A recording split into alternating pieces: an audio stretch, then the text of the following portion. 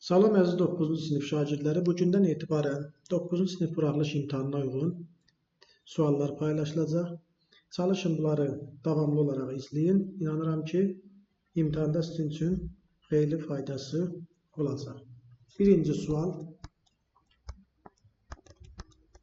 Yəqin ki, sol tərəfdə görürsünüz. X bölü 2 çıxılsın y bölü 3 bərabərdir 9. X bölü 3 üstəgəl y bölü 9 bərabərdir 3. Tənliklər sistemini həll etmək tələb olunur. Siz bilirsiniz ki, hər buraxılış imtahanında tənliklər sistemi düşür. Ola bilər ki, soruşsun ki, tənliklər sistemini həll edin. Ola bilər soruşsun ki, tənliklər sisteminin nə vaxt sonsuz sayda həlli var, nə vaxt bir həlli var, nə vaxt həlli yoxdur. Bax, belə bir suallar ola bilər. İndi burada soruşur ki, tənliklər sistemini həll edin. Bu tənliklər sistemini həll etmək üçün x-ləri və yaxud y-ləri yox eləmək lazımdır. Birinci tənlikdə nə görürük? Mənfi y bölü 3. İkinci tənlikdə müsbət y bölü 3 olmalı ki, bu getsin. Ona görə ikinci tənliyi vururam 3-ə. Birinci tənliyi olduğu kimi saxlayıram. İkinci tənliyin bütün ədlərini vururam 3-ə. X bölü 3-ü də 3-ə vurdum. Y bölü 9-u da 3-ə vururam. Və 3-ü də 3-ə vururam 9. Ona görə burada vurdum ki, 3 ilə 9 ixtisarında burada y bölü 3 qalsın. Qaldı burada birinci tənlikdə x bölü 2 çıxılsın y bölü 3 üstəgəl bərabər 9. İkinci də qaldı x üstəgəl y bölü 3 bərabər 9. Və bunları alt-altan endirəm, toplayıram. Toplayanda mənfi y bölü 3 ilə müsbət y bölü 3 gedir. Qaldı x bölü 2 üstəgəl x bərabər 9. Onda 9 toplayıram 18. Və bunu da həll etmək üçün eləyək. Ortaq məxrəzlə gətirib eləyə bilərik. Hər tərəfi 2-yə vura da bilərik. Mən də hər tərəfi 2-yə vurmağı seçdim ki, məxrəz getsin. Məxrəz bizi çaşdırır. Oldu x üstəgəl 2x bərabər 36. 3x bərabər 36. X oldu neçə? 12. X-i 12 tapandan sonra hansı tənlikdə istəsəm x-in yerinə 12 yazıb y-i tapıram. Mən indi aparıb məsələn ikinci tənlikdə qoyuram x-in yerinə 12. 12 bölü 3 üstəgəl y bölü 9 bərabər 3. 12 bölüsünə 4 üstəgəl y bölü 9 bərabər 3. Buradan alınır ki, y bölü 9 bərabərdir mənfi 1 və çarpaz vuranda da y alınır neçə? Mənfi 9. Deməli, x-i tapdıq 12, y-i tapdıq mənfi 9. Cavabı necə götürürdük? Mötərizədə birinci x-i yazırıq 12, sonra y-i mənfi 9. Doğru cavabımız nə oldu? D variantı 12 mənfi 9. İkinci suala keçməmişdən qabaq onu da qeyd edeyim ki, bizim 9 buraxılış üçün imtahana qədər sürət qrupumuz yaranır. Dərslər mart ayının 15-dən başlayır. Dərslərə qoşulmaq üçün göstərilən nömrə ilə əlaqə saxlaya bilərsiniz. İkinci sual. Piyada yolun 7-də 3 hissəsini getdikdən sonra daha 5 kilometr getməlidir ki, yolun yarısına çatsın. Burada nə edək? Belə bir sxem çəkək. Deməli, bütün yola deyək x. Bütün yol olsun nə? X kilometr. Onda bu 7-də 3 hissəsi nə olur? 7-də 3x. 7-də 3x getdi. Sonra 5 kilometrdə getdi. Çatdı yolun ortasına. Bütün yola x demişəmsə, yolun yarısı nə olur? X böl 2 olur. Deməli, 7-də 3x ilə 5-i toplayanda bərabər olur nəyə? Yolun yarısına. X böl 2, yəni 2-də 1 x.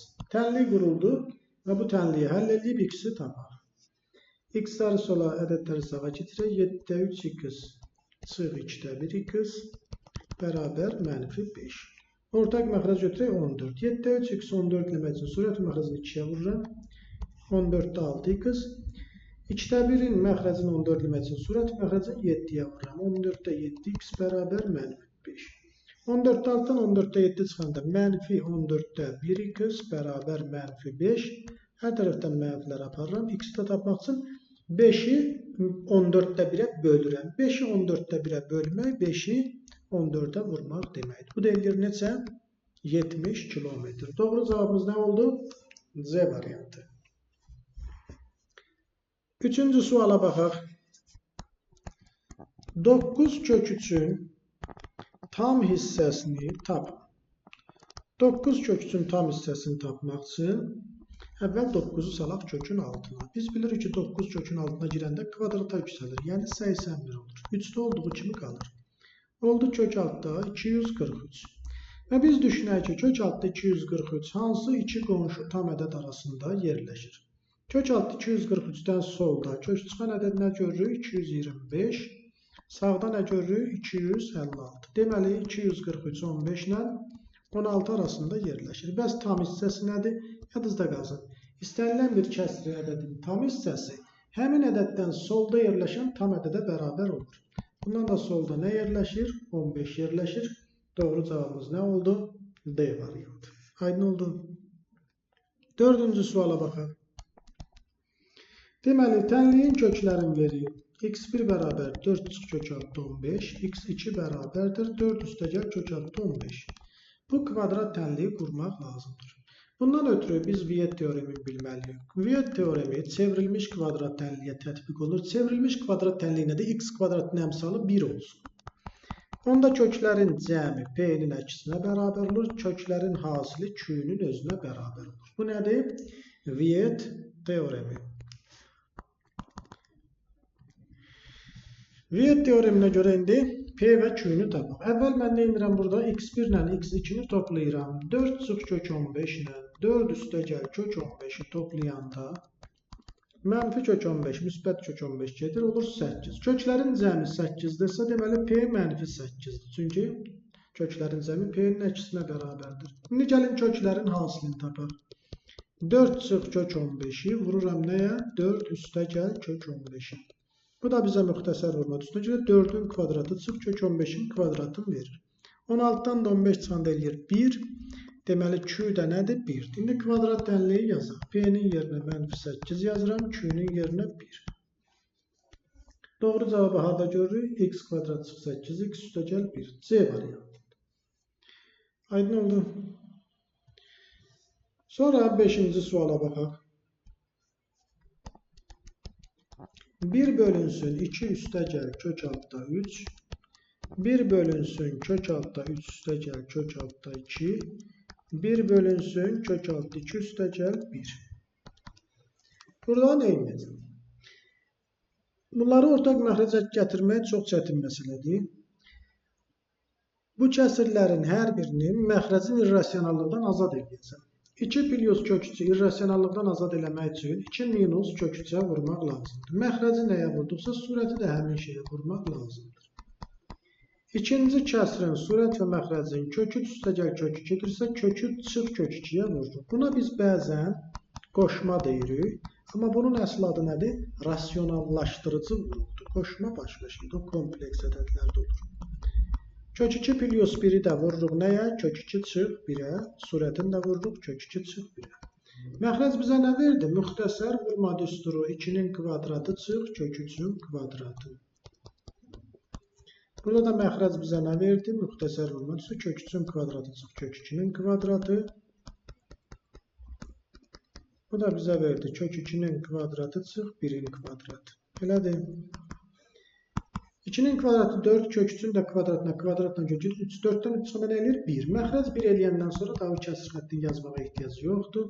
Kök 3'ün kvadratı eləyir 3, kök 2'nin kvadratı 2. 3'dən 2 çıxırsan 1, yenə məxrəci yazmağa ehtiyac yoxdur. Çünki məxrəcdə 1 alındı.